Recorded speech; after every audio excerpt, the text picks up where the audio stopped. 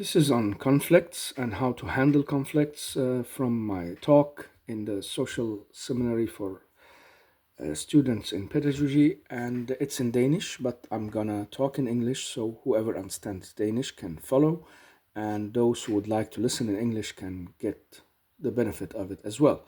The definition of conflict, it is different, but here is a good gathering definition saying that it is disagreements that leads to tensions in or between humans.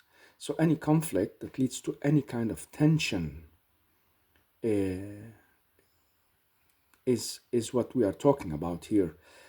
In human, it means inside you. You can have a conflict with yourself about something, or between humans. That's the outside, the interrelation, and this is what's the main focus here: the conflict in the interrelation, and not in the psychological relation inside you. And in every conflict, there are two basic elements that always shows up. There is a case, and there's the relation between the involved people around or related to that case. And basically, the solution is only possible if both parties do something about both elements. That's how research is actually showing that to get over conflicts, you need to do something about both. So when we say it's tensions in or between humans, well, it's an interdependence here, especially between people. And so it means it has this case or this relation has a feeling and emotional relation to you, and it has an importance, emotionally importance to you. And so the conflict is about a case that is affecting a relation, or a relation that is affected by a case. And so the work in how to deal with conflicts is to find some basic elements that can help a solution on the way, and to work with the human relations. And so it's important both to look at the case, because it's not only about human relations and delivering people out of that tension by calming them down or getting their minds on something else. Because if you leave the case unsolved, the tension will eventually arise, as we have seen in both small and big conflicts in life. And so there is a tension that needs solution in the case, and it's at the same time a kind of relation you have to deal with at the same time. And so that's why conflict sometimes seems uneasy and difficult to solve. And here I've asked students to come with examples on cases on relation, and they did so, very good cases from their own life, where they have been talking about what conflict is and how they have met it in their life. And I got really good examples from many of the students there, because they have lived already, some of them been working with people for several years, so they could give examples from their workplace, and others had examples from their private life, and talked about like conflict with their kids and their spouses and people around them. And so we got really wide around this case about well, how does this conflict really look like? Where is the case in it, and where is the relation? And so they started like distinguishing. Okay, I had this conflict about this and that. It was about that topic, and the conflict had this and this feelings involved, or it developed in such and such manner. And so that is how like to relate to the excitements and the tensions that can be in such relation.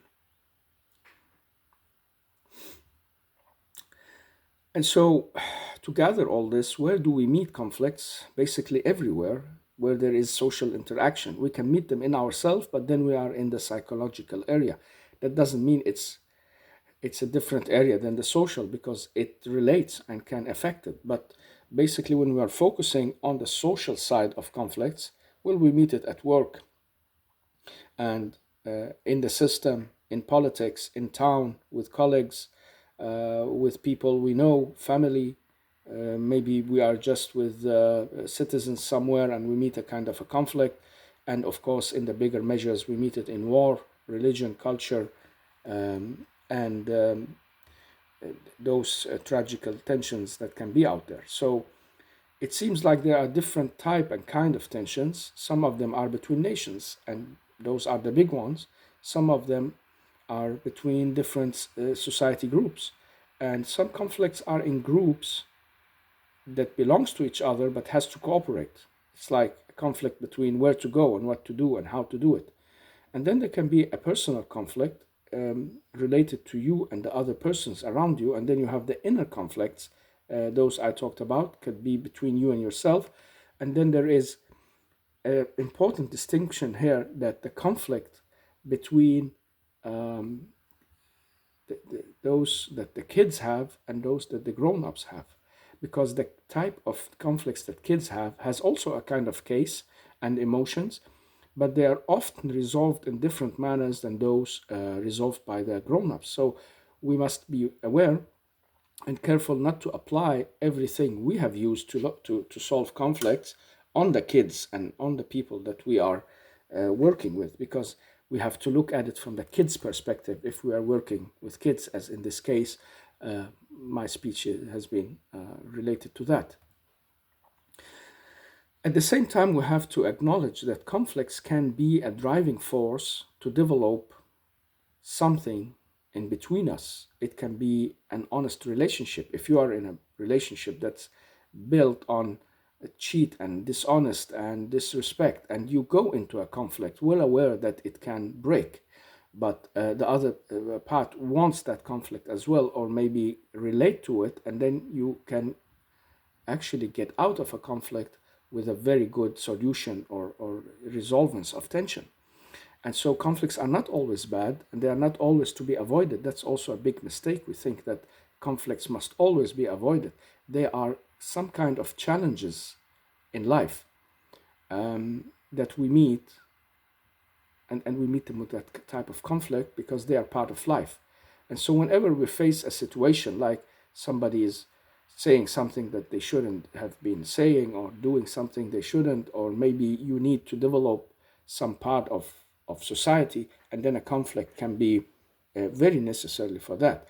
What we do not like is the consequences of conflict, and that those are the destructive sides of it, when things go very bad and people just destroy everything and nobody comes out a winner. Everybody is a loser. And that's what we hate about conflict.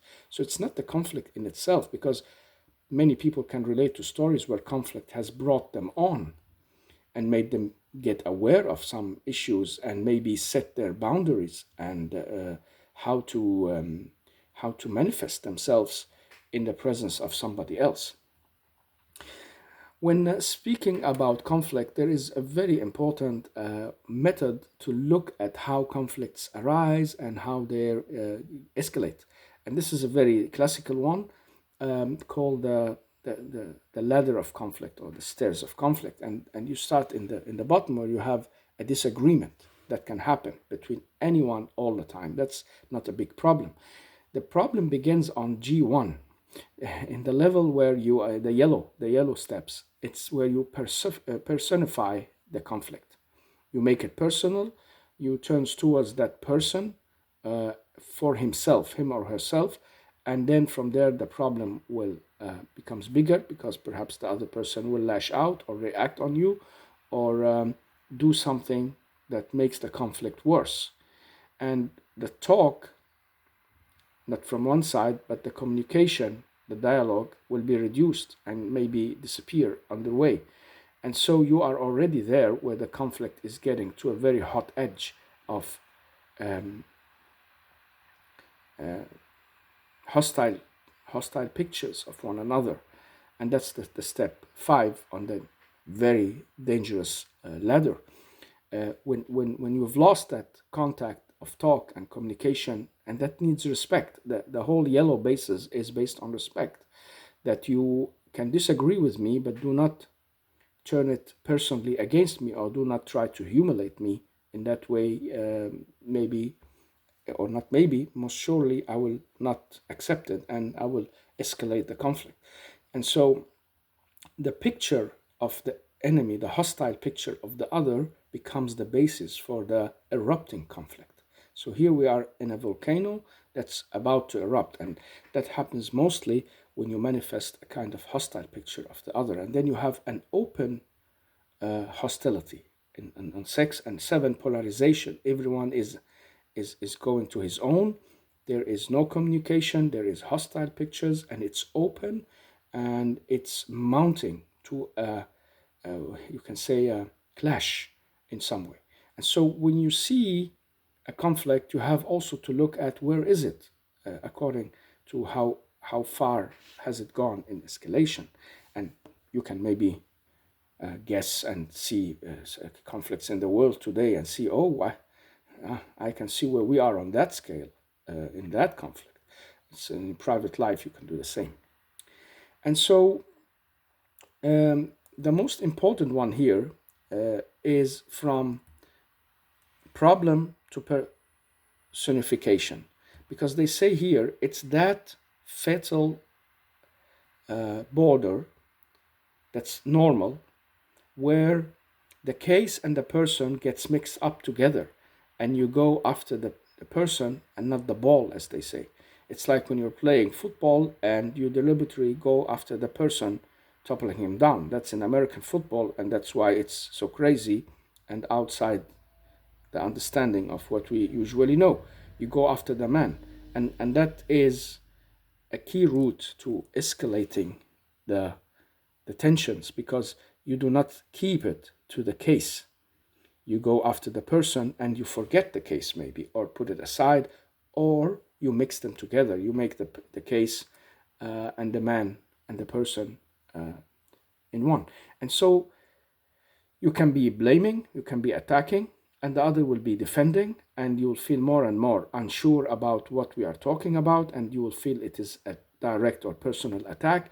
And then the intentions will become part of the talk, that, well, you don't like me anyway, I didn't like you anyway, and well, you're stupid, and so are you, and you are more stupid than you think, and so has you always been. And so it becomes to escalate in a way that it goes into intentions and the characteristic of what is said or not said between these persons, and that is what creates the emotional boiler. You become situated in a person, and so you stop talking and say, this doesn't lead anywhere. I have said it 117 times to you, you never understand. I don't want to talk about it anymore. I'm not going to talk to you about this anymore. And so you have manifested a picture of the other as the stupid, not understanding, the one you can't talk to anymore, and then you stop talking. And perhaps the other will react the same way by going away and say, okay, you think I'm like that? Well, okay, that's how it is. We have nothing to say anymore. And then they leave. And between them, they leave a lot of feelings and maybe memories, or maybe some kind of bad, bad atmosphere. And that's what makes things go wrong. The bad atmosphere and those lost memories that suddenly disappear and vanish in the out air, especially if people have known each other for some or long time.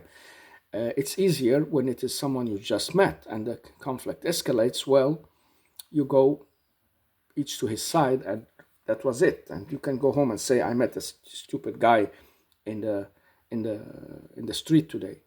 And so he can do the same and say, I met a stupid woman in the street today. She was really aggressive and I didn't like her style, and I'm happy I not have to live with her all my life, and so on.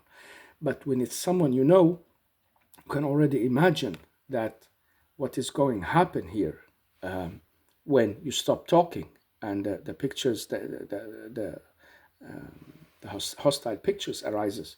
You're losing a lot of ground, and you're losing all these good memories and talks and places. Do you really want to go there? And maybe we already get there without knowing that we have done this. And only later, when the fog and smoke of anger and disappointment fall down, and we can see through the ashes, that we realize that, well, we lost a lot here. And maybe this very good friend is lost forever. He or she will never return to talk to me, and I will never return to talk to them. And so what? There are other people, other friends, but all that investment of emotions and thoughts and relationship has been some kind of a waste. It's an experience, of course, but at the same time, something that is spilled after so long time, like a fire burning up everything. And as said before, the scientists have also been talking about that some people can be conflict shy. And that is when you feel uncertain and disliking of the conflict in such a manner that you try to avoid them at any cost. It seems that they make you feel uncomfortable. And that is so strong that you use all your power, all your attention to avoid any kind of conflict because you want the tranquility and peace at all cost all the time. You are willing to duck yourself, you're willing to remove yourself, maybe go away and say, well, doesn't matter anyway, let's get on. And say, well, this is not my fight, I don't want to get into this, I love everyone, I have to pick and choose my fights very carefully. And so you find many excuses to withdraw from the scene, from the situation, and you keep doing that. And maybe you're happy and glad because this is also one way of dealing with conflicts, to be conflict shy. This is not bad. What is happening is that it can be with a risk that you keep getting this unwell to go into a conflict, that you lose part of that manifestation you also have to take with you. You should not be stepped on, as they say, all the time, or accept the defeat and the withdrawal every time somebody brings you into the scenery of a conflict. But basically, most of the time, it's healthy to try to say, I really don't like conflicts. I feel they are not really suitable for me, and I want to avoid them at any cost. And so another way of summing this up is there is a disagreement, inner pictures start to form, you withdraw, and you get common hostile pictures, but they are not related, you do not show them. And then you think, well, this is not possible anymore. It's like you just detach from the situation. And that's the opposite of the first ladder, the escalator that brings the volcano and the conflict to a high level of intensity and clash. This is something that brings it to a kind of detach. You're aware that you cannot be there anymore, you don't want any relation, and so by withdrawing totally, something in you and the other part can be lost. And so it is like you're losing something because you're fleeing the situation you could have dealt with or you needed to deal with, also for the benefit of the other. That happens a lot when we deal with kids in the kindergarten at schools. And we know it from basic life stories. And if we are moms and dads, we have the same issues with our kids sometimes, that when you are standing with this kid at school and something is brewing and this kid is not behaving well towards others and maybe disturbing and doing things that's not good, and you avoid the conflict because you don't like it and you don't want to go into it, and the kid keeps going on. And so day after day, at the end, you can withdraw totally and say, well, I don't even notice it anymore because it's so uncomfortable to go and have this conflict with this kid that I'm going to avoid it altogether. And by doing so, this kid is also losing. And that's what modern parents sometimes do not grasp when they want to attack and criticize teachers all the time and putting them in a difficult situation. Why did you say this and that to my kid? He came at home and was crying and was angry and was sad, and you are such a monster, like they're saying it in different words, but that's what I want to say basically. And this kid loses along the way. Why? Because the development process that he or she should have been going through by adapting to the situation they are in, like stop picking the girl's hair, stop taking things from others, things that will annoy their life later and make it more difficult and harsh. Nobody is putting any limits on that, nobody is challenging it. And so by being conflict shy, you go out of a potential development process. And that's a so important issue. You go out of a potential development process with that person you are dealing with. And that's why, well, this he and she loses more than wins. And all right, how to get along and find solutions for solving the problems of conflicts and there are some cases in this as well. There are basically being gathered four type of conflicts. It can be a conflict on methods, resources, values, personal conflicts. And to know which conflict you're dealing with can make it easier to solve that problem. So if you look at a conflict and try to understand, hey, what's going on here? And you can find out in your head and say, well, this is a conflict on methods. No, this is a conflict on resources. This is conflict on values. This is conflict on that is personal. Then you know which approach you can and may be taking. So conflict of methods, resources, values, and personal conflicts. Then we have to look at the same time at the surrounding structure around the conflict. And there are also four types here. The personal conflicts is one, the values of conflict, and then the conflict of interest, and the instrumental conflict or like method conflict. And so when you look at this structure as well, like I said earlier, these four ways of looking at it, you will see that you will be able to deal with the conflict more wisely and more to the point, and find the right ways of getting through, hopefully, and get resolving the issue. So let's go through these four methods, resources, values, and personal conflicts, and they are the surrounding structure as put in another way. And the instrumental conflict, what is that? An example of that is two workers someplace are not in agreement on how to deal with um, a customer or a citizen they are working with. It can be a kid, it can be a handicapped citizen, it can be someone with some trouble. They do not agree how they should do, so they have to agree first to get on. And so that conflict of methods becomes a big issue sometimes. No, we should do this, no, that.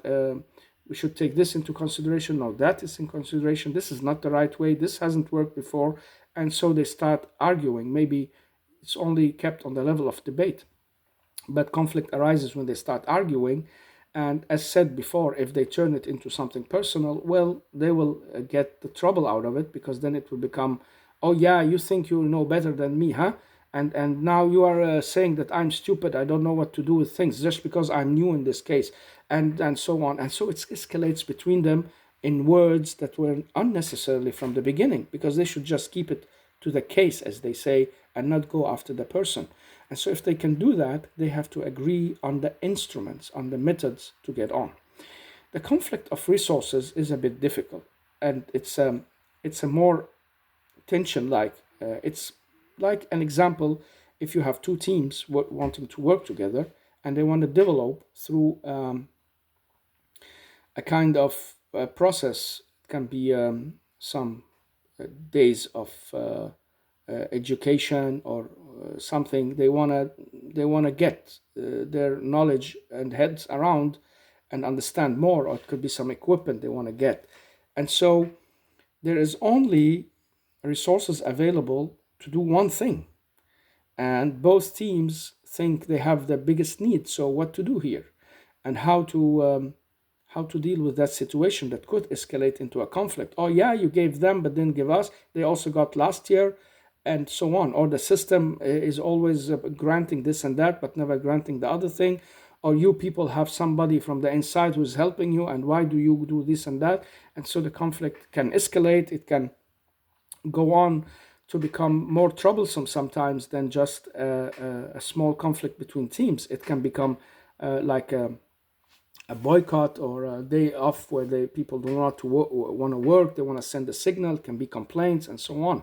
So if you have limited resources and two or more groups are wanting these resources and you cannot fulfill both wishes, you have to find a way to deal with that. And there are of course clever ways for anyone who sits with that, to make the right promises or the compromise between the groups, or maybe find a way that they can agree on sharing these resources. And that's the what can you say, the nice part of it. It's the part where you can use your skills. And then there is the conflict of values, and that's even deeper and higher layer of trouble. Let's say you have a new teacher in the school, and they want to change the Santa Lucia tradition because that teacher doesn't like it and thinks it's improper in the modern times to have such a tradition from the old times. She does not think that it's suitable for the kids and should be taken out, and instead we should have a kind of new Halloween tradition, also to implement something new that the kids like more and more within the limit of time. She gives a lot of arguments why that should be, but her colleagues does not agree on that, and they know it's a tradition, and a tradition is something to hold on to, even though you maybe personally don't like it, or maybe think there is another one that could replace it. And so that can give you a conflict of values. And this is a simple conflict that can be solved by this teacher just not attending the Santa Lucia, or maybe being satisfied by having her Halloween tradition alongside the Santa Lucia or after it or another day. But it's just an example of how values can have a big impact on conflicts on a much deeper level. I guess from this example, you can on your own imagine how this can go out and become much more troublesome between people, because the values are usually those that guide us and show us the way to what we like and do not like, want and do not want. And so we have to go on compromise with our values, and thereby creating a tension within ourselves and maybe with our identity and community. Or we're going to stick to our values and at the same time face that situation that is, well, unlikable for us, or we really want to change or do not want to participate in.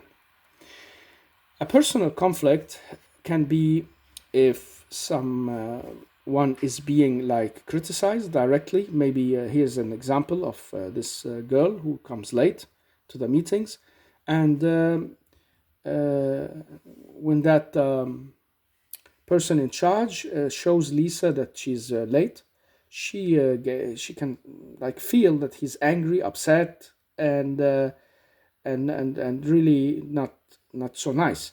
And her colleagues, well, are not really defending her, even though they know that she has some maybe troublesome problems in her life that make her attendance unstable.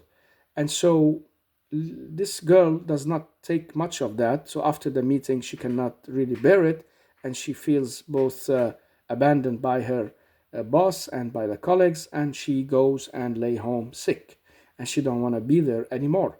And those colleagues react with more irritation because now they have once more to take on the job of this girl who's not attending and now is laying sick, and that will be a bigger burden for them.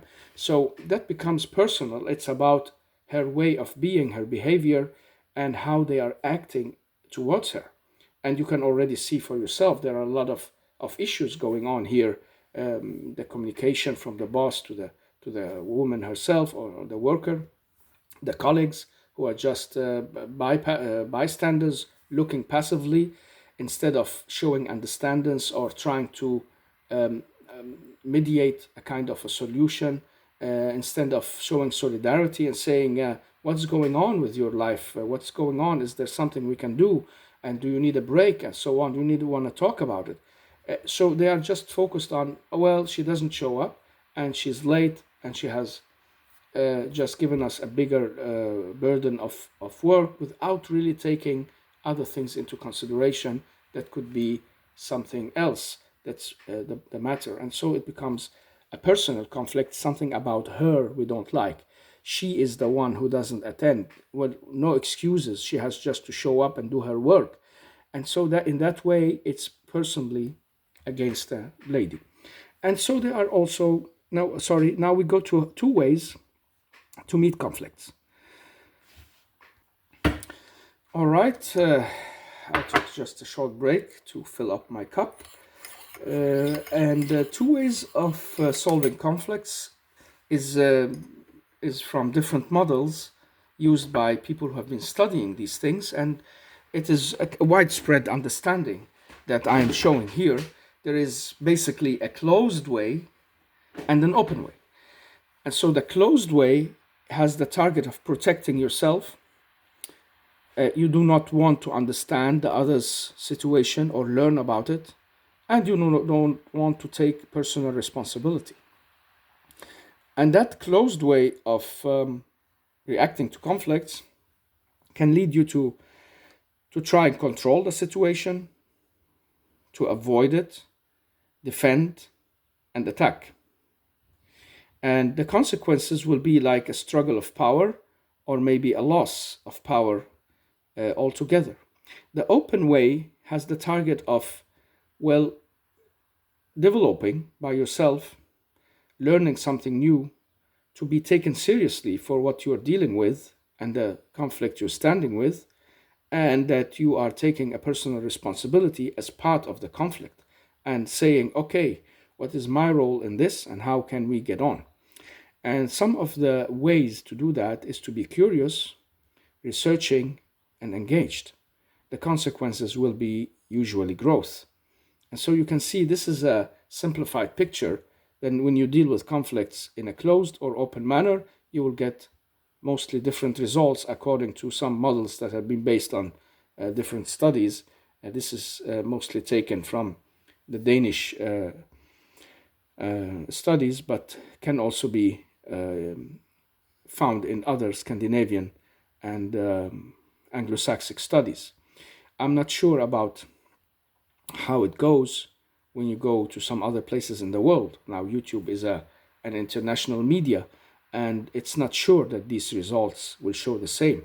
So it's very important also to know whether people in India and Asia or Africa will have the same behavior and results. Maybe it's something different altogether that leads to either a growth or a fight over power or a kind of resignation.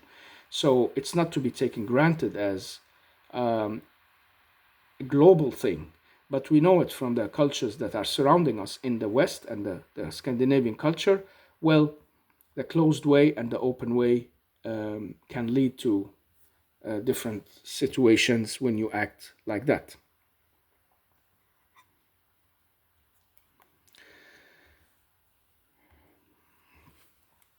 And they talk about three ways of reacting to conflicts. I think many of us already know these or have had something to do with them or experienced them in your own life. And the first one is to run away. The second is to fight. The third one is to openly assert the situation. There's actually also a fourth, and that is to freeze. So when you react to conflicts, you could, let's start with the last one, freeze. You don't know what to do. You want to run but you don't, and you want to fight but you don't. And so what this that's called to freeze, to stand still, to not really know what to do with things, and so you wait for the things to happen around you without any serious action or flight.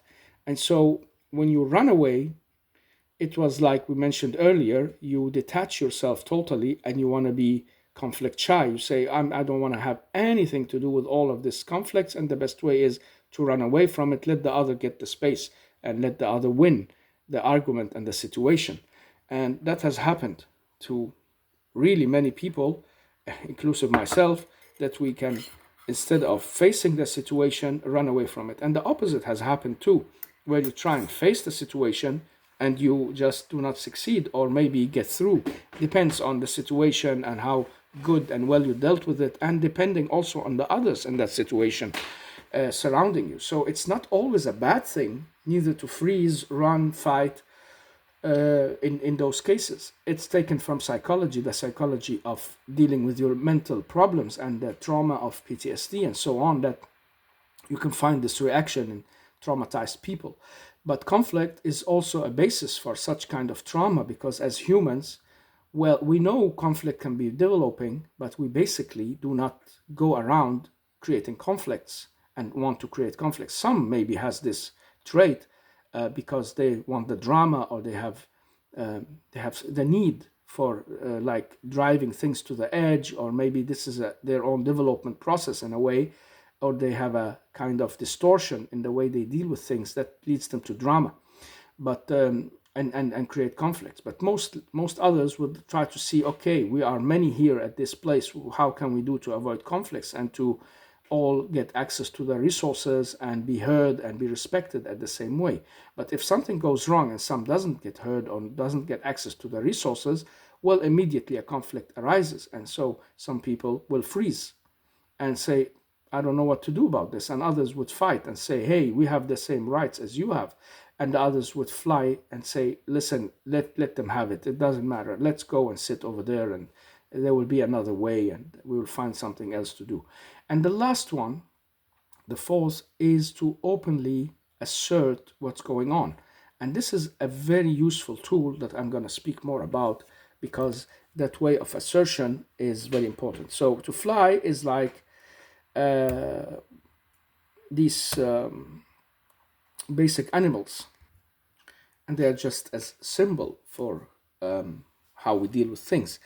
And in Scandinavia, they like the idea of the giraffe, not the Struch, like putting her head in the ground into the wolf attacking. They like the giraffe very much. I had another picture of the dolphin, and I will come back to that. And so basically, when you go back to this and you say, well, I have, if we the freezing and the flying is like you're getting out of the situation, so there's not much more to do. You've left the other to win or to take over mostly. But to fight or to be assertive can make a big difference. And maybe you will have to fight in the end. It's not because you don't need it, but maybe you do not have to start with it and immediately jump all the other issues over. And what issues are these? I have called them the shark versus the dolphin. And that's the language of escalating or the language of de-escalating. And it's attached to our feelings, because it's not just the words. You can use de-escalating words, but everything in you is showing that you want to escalate, and you are trying to maybe hide it, or tell signs will show in you that you are trying, you are rejecting what the others are saying. But if you want to attack somebody, you go with this language that is really taking you to the fight scene, and you want it all for yourself, and the person is explaining, and you interfere and lash back at this person, and you seem not caring about that explanation, and you get to questions that's leading that person into the situation of an escalation in the fight, and you will blame that person, and you will talk abstractly. Oh yeah, so you think everybody in this life has this and that, and you're just not like taking the situation under focus. You want to take the focus maybe back to the history, or yeah, how many hundred times has this happened before, and this is the way you do it, and so on. And then you go after the person. As we said, you leave the case and you go to the relation itself and the person himself or herself.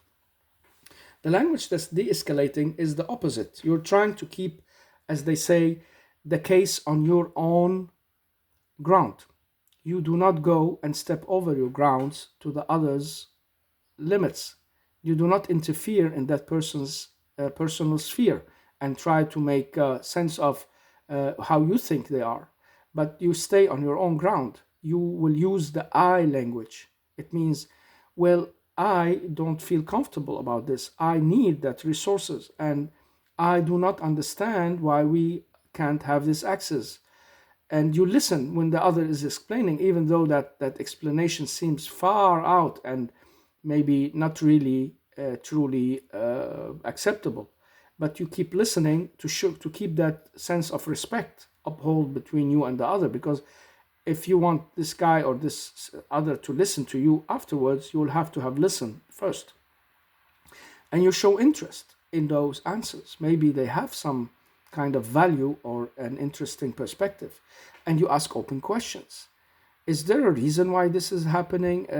Is there not enough of this? Why is this going on like that? Could we have been solving this in another way? And so you express your wishes by open questions, or you are genuinely interested in understanding the reasons why we have landed in this case, in this situation. And you stay focused and concrete. You do not take things to the abstract level all the time by saying, yeah, yeah, so you're saying all people in Asia are like this, huh? And so maybe you think all you guys from the Arctic is so and so. This is not helping, because keep your focus on the concrete issue, on the concrete person when you are talking about it, and stay focused on the now and the future, and keep focused on the problem itself and not the person. And so that shark language is a language they say is mostly from the arguments of defense that are in your head. We will analyze, we will be rejecting, we will be judging, we'll be criticizing. It takes our focus from the needs and the feelings that lies behind, and can maybe put us in a mood of anger, aggression, guilt, and a destructive responsive situation. And we will be distancing ourselves to all that. So when we are talking and we use this wolf or shark language, and we do these things by judging, criticizing, and not really listening to the other, well, it can also turn back on us, and we can feel guilt and shame, depression, and maybe we will be burned out at one point, or maybe get rushes of fear and strong reactions psychologically, because we know we have been overstepping our boundaries. We've been acting like animals, and we have lashed out towards another person who is just maybe trying to put forward a case that is very legally and acceptable, but we have just taken over with our shark teeth and mouth, and done things that has really broken that trust and overstepped the boundaries of the other. The other kind of language, called the giraffe language or the dolphin language, is a language from the heart. And so when we react and see and look behind, instead of interpreting all the time what the others is up to and judging, we try to focus our expression on our feelings, our needs, and show understandings for the other person's feelings and needs too. And whatever we say and do, it has always the intention and the goal of building that bridge, so we can get to an understanding and resolving that conflict. So we keep our head focused on, well, what is this case really about? Is there some other way we could think about this? Could we join each other in getting along and getting on with this, uh, instead of sticking to this position we are in? And so the other may be lashing out, say, what position are you talking about? This is you stupid people who are doing this and that. And no matter what comes out, you will stay focused, saying that you will have to like relate to the feelings. Say, I understand you're angry, and I can really see how this looks from where you're standing, but is it possible we could try and look at it from this and that?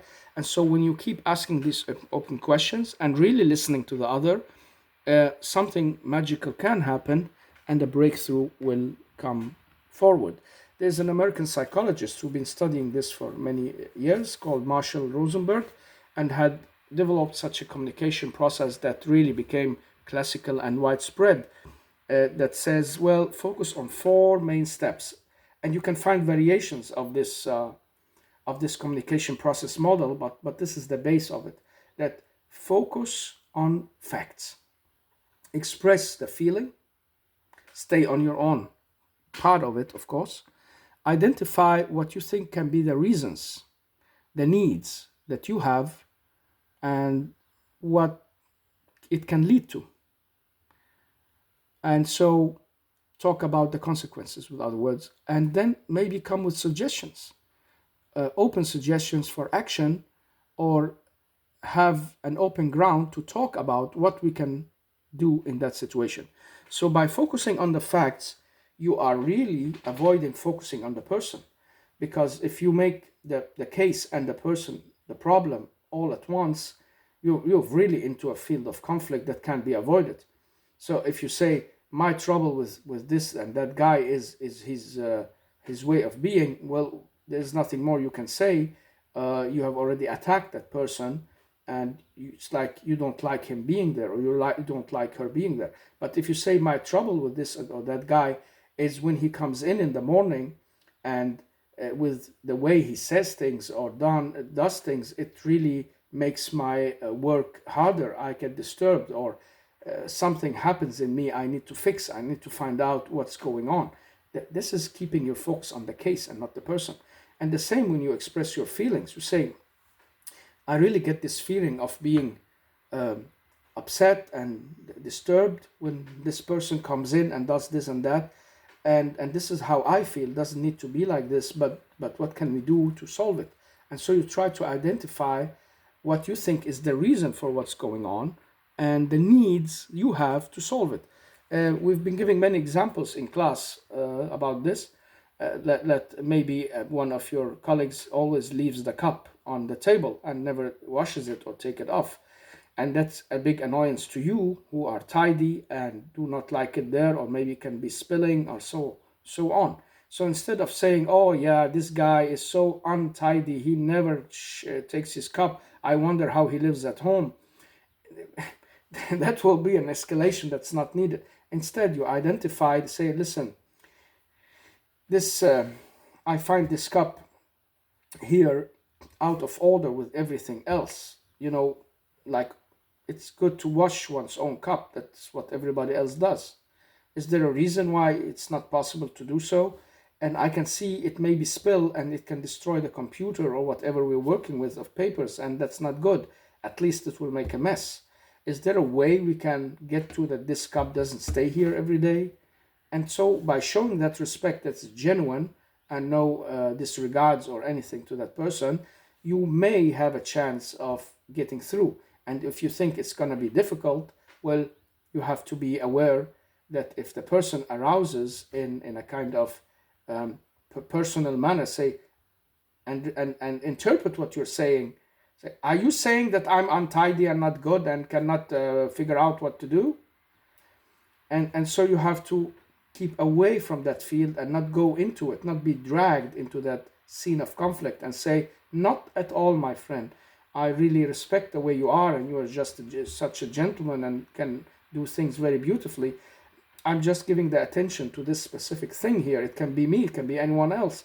So by that diplomatic way of trying to avoid going into the direct conflict, you're actually meeting your need and solving the problem basically all at once, and avoiding direct conflict with that person. And we all know that things are also related, that this person who usually does these things and do not have this sense of caring for how his behavior is for others will be mostly the same person who is lashing out and who will quickly take things personally because it's related. When you are a sensitive, tidy person who see the needs of other and do not leave your stuff floating around that can make a mess and so on, you will also be the one who will be mostly careful for how to say things and not hurting others. But if you do these other things, mostly there is something also with your feelings towards others. You have a kind of disrespect for yourself and you for others around you, and you do not see what you're doing is wrong. You do not reflect, and so it's a bit related. So that cup can be hiding a much bigger trouble in that person himself that is not really visible. And so in that way he can become actually also reactionary, because he will find that, well, this is exposing me, and so maybe you will get into some kind of trouble because things are related, and so then you have to get help or to do it in another way. But most of the time in ordinary situations you can get away with using this Marshall Rosenberg model, talking about the facts, express your feelings, the reason and the needs, and the consequences that could happen, and maybe suggest some concrete actions in an open language. Yes, here is a case from kindergarten and kids that can be useful, not only for people working with that, but also as grown-ups. You have always to make sure that the conflict you go into has the right measure and size, relating to that kid's universe and understanding frustrations, needs. And this is an example of it. We have here a worker saying to this small kid, Peter, I can see you are sad. What happened? Peter does not answer, and that pedagogy teacher or worker has to ask the other kids, what did happen? And so another kid answers, well, it was me. I hit him. And so you're gathering facts. You're observing that this kid is sad, but you're gathering facts before giving any arguments or maybe thinking of other things that could have been the possible reason. The same with now going on with the feeling. Okay, so you are sad. Was it because Jonas hit you? Yes, it's um, it's that why. And Peter now stopped crying or sulking and started looking up, like he got the attention and somebody understood what was going on because he didn't want to tell. And then that social worker in pedagogy, he turns to Jonas. Can you see that Peter is sad actually? And in that case, um, you can get the response from the kid saying, yeah, I can, or no, or it was his fault. Depends on the reaction from there on. You keep on going in the same method. And so if that Jonas says, well, yeah, but it was his fault because why should he come and step in front of me when I was playing in this and that game? I was sitting in a sandbox. So it's a kid's world you have to relate to. You cannot just pull it up to the China-American trouble conflict, and even though they can be childish, just as the kindergarten box people, sand players. But you have to go down to that level on eyesight with these kids and understand that, okay, do you see that he's sad and now you've all stopped playing? You could have continued playing. Well, how could you have done that? And so on. You can use the open questions, express how you think about and feel about things without attacking neither of the kids. Let them express both their feelings. And so we can see in this situation that these kids do not directly tell about what their needs are. But implicitly, we have Peter who stopped crying, saying, well, I was sad because he hit me, and that's why I cried because I felt helpless, or I have learned at home not to hit back. He's not saying that, but that's what we call implicit expression. It's like in his way of acting, we can elicit those feelings and those actions from him. And so you have to be able to read the need of the kid and what's the situation here. And the other kid could maybe have not learned otherwise yet. He just know that, well, this guy is standing in front of what I'm doing and disturbing my playground. Maybe he's gonna invade me. Maybe he's gonna come in the sandbox and work with me or play with me or take the tools. I don't like it. I don't even like him. We are not friends. So his reaction is, let me hit him so he can go away. This is a very sure and secure way of dealing with things that we are uncertain about. So he has to learn that, well, in a place like the kindergarten, there must be a place for everyone. And you must give space to that other kid to play as well. And these tools are not your own. And even so they were, well, is that right to go and hit them? Would you have somebody do that to you? And so he wouldn't. Basically, most kids will be very straightforward, say, no, I don't want someone hit me. Well, don't do it to others. And so you are already far, far beyond any kind of troublesome conflict that could have arisen. And one case or one way of doing this is that this worker would say, well, uh, we should talk more about this. You can see that hitting is not an answer, and the kid will maybe respond, well, yes, let's get on and let's sit together and have this fruit, and then we can find a way to continue the game afterwards. To conclude all this from the case, we can see that Peter has been seen and heard. His feelings has been expressed and shown, and that guy Jonas has not been shouted at and has not been excluded from neither the game or the toys, and so nobody goes out as a loser of that conflict or a feeling of guilt and shame. They go out feeling that they have been both listened to, understood, and they have to adjust some of their behavior. At least Jonas has to. And he learned that, well, that other guy was sad because what I did, that's not nice. I have to deal with it in another way. And they have learned to say what they feel and mean, to, as they say, put words on the feelings. And at the same time, the grown-ups or the people responsible there, well, they have also made the statement and the borders clear that, well, here we do not hit each other. We don't like that because we don't want you to get hit either. So there is a rule about not hitting anyone, and there should be space for everyone here. So everyone got to say how the rules are, how things are, without shouting, without excluding anyone, and without putting anyone in a kind of unnecessarily conflict and tension that could have brought the parents and the friends, and things have escalated maybe in a way you don't need them or necessarily to see. And so when we look at this from a very important other side in these reaction behavior patterns that we can have, we said that we could fight or fly or be assertive and ask.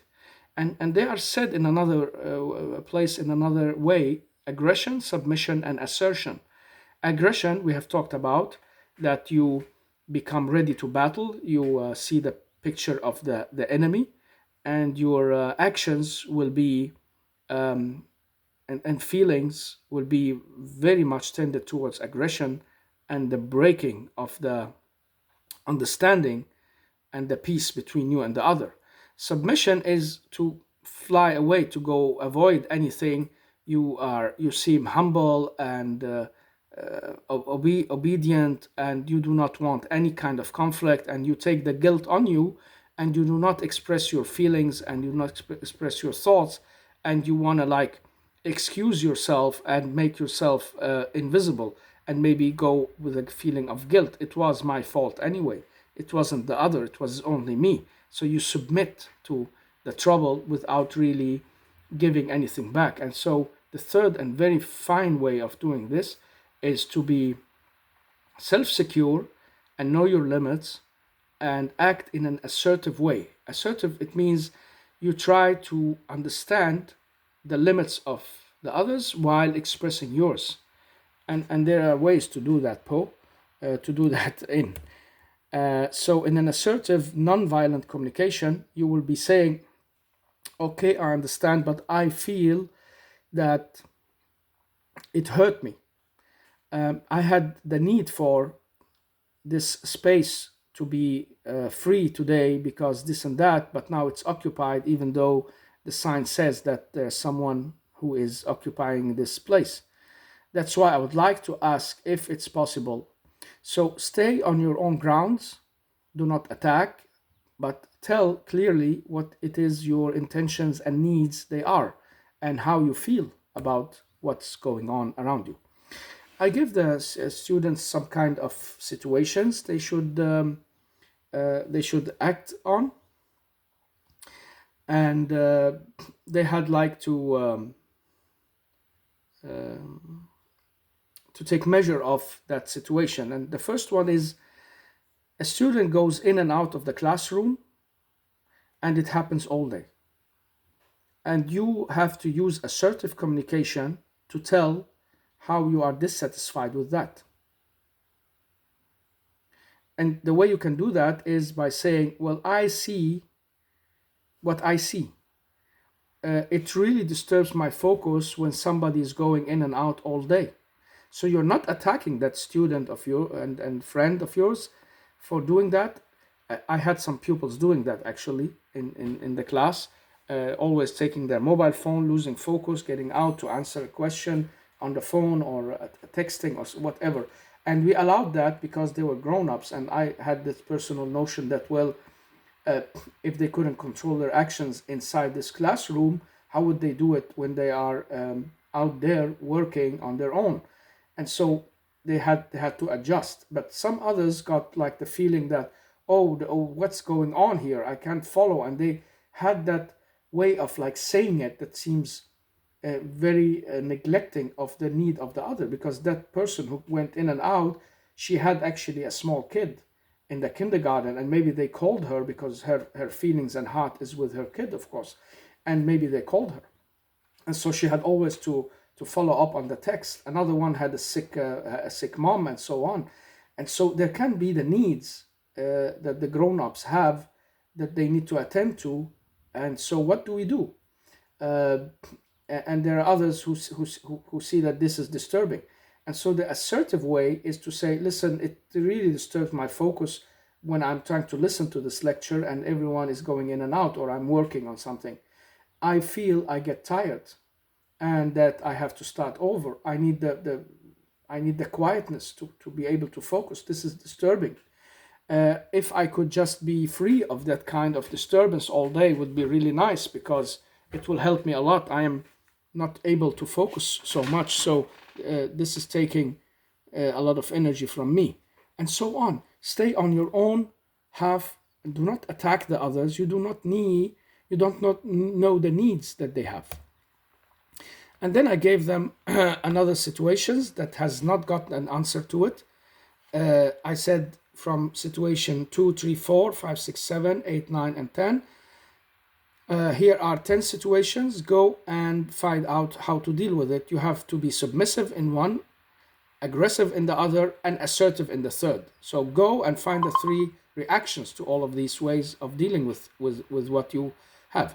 And the cases are the one with the colleague who never washes his coffee cup and that irritates you. What to do? If you are submissive, what would you do? If you are aggressive, how would you do it? And if you are assertive, how would you go about it? Situation 3, your boss is talking very harsh to you. What do you do? Submissive, aggressive, assertive. Somebody is visiting your workplace without asking permission and you do not think they fit in there, they have allowance to go there. Submissive, aggressive, assertive. Number 5, you want to say to your boss that I have a better way to do this, but how to do that, how to say it. And number 6, to a colleague, I do not agree with you, I disagree. How to say it in these 3 ways. Situation 7, I would like that you keep sticking to the rules. Do not break the rules we've agreed on. 8, there is somebody cheating and I would like you to tell her, or I would like to tell her. High music from a mobile or PC. 10, your colleague is interfering in your course of discussion or talk without being invited to it. It can be a meeting or somebody sitting talking and that person just blends in and participate without having the permission and with a clear irritation from you and the other. What do you do?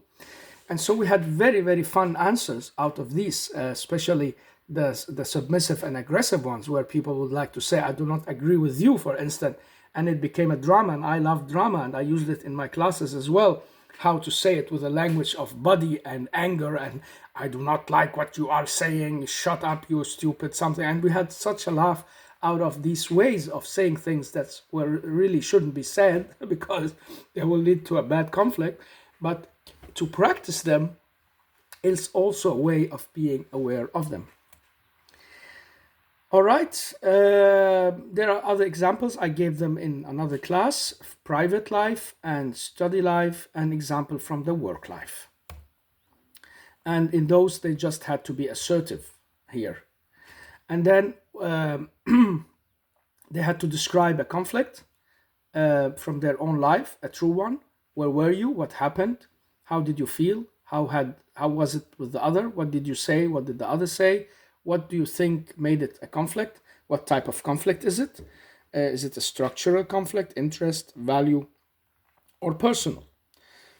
Sorry, I'm saying structural, it's instrumental. And where on the conflict level did you land? And so we had these cases, and then we went into a very new topic, how to handle conflicts with kids, and that I will save for another talk. Hopefully this will reach out to someone who gets a benefit of it. Thank you very much.